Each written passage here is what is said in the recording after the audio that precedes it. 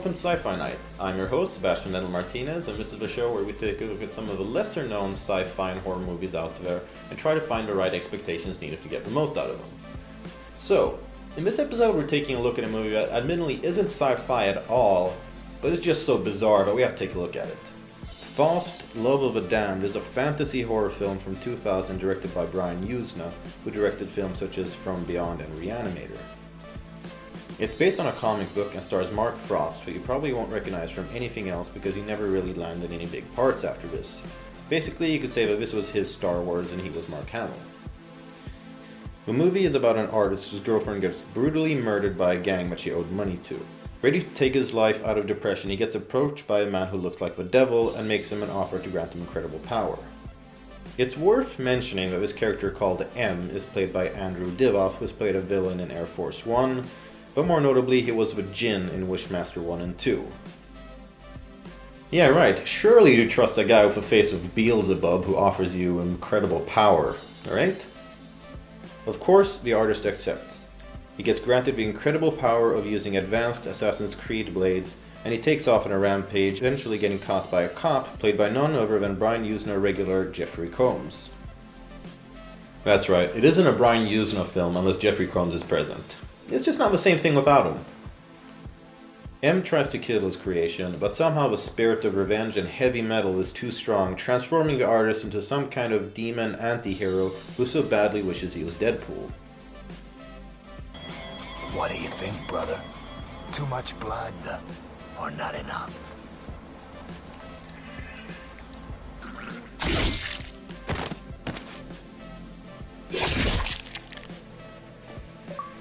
Pose for the camera, Mr. Silly. Looking good.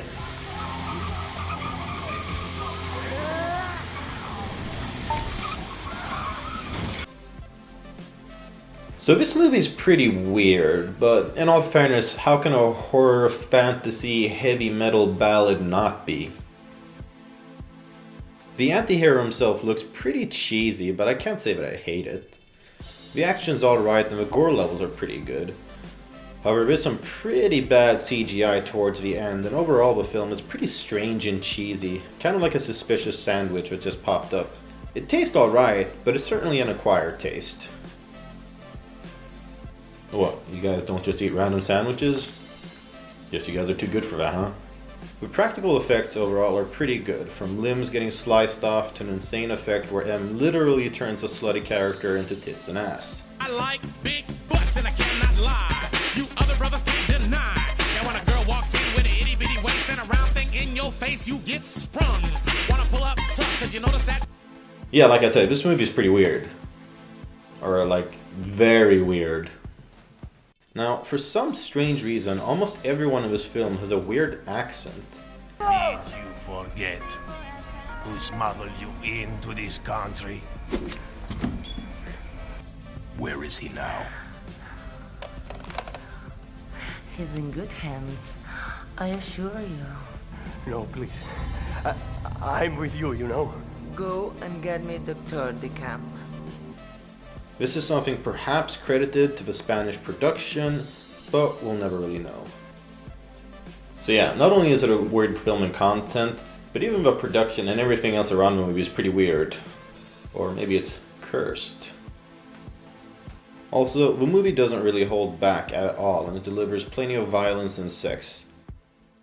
So, what should you expect from this film? Blood and boobs.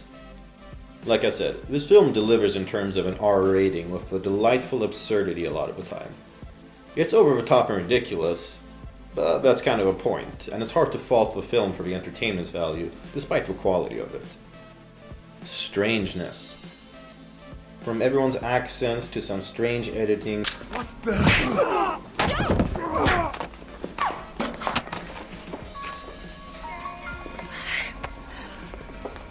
To a shockingly disappointing climax, this film is definitely weird. It doesn't make it bad, but it doesn't make it super easy to follow and enjoy either. How good weird is, I guess, is up to you. Metal! This film is so metal in so many ways. The soundtrack is the most obvious way, with prominent bands like Sepultura, Soulfly, and Fear Factory all having songs in the film that accompany the carnage.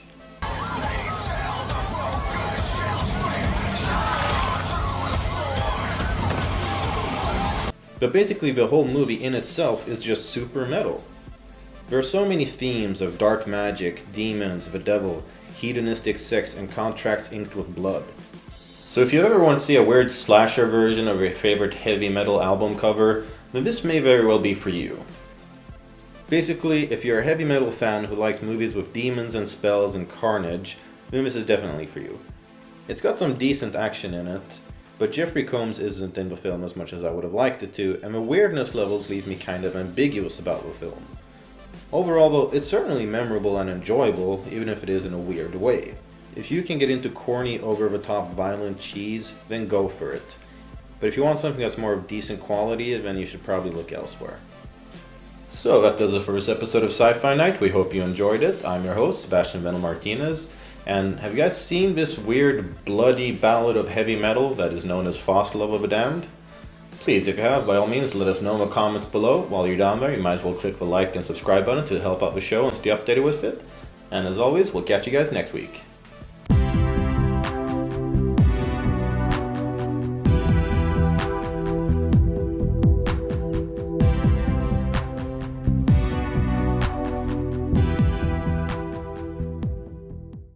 Well, thanks to you, this guy will get off with insanity.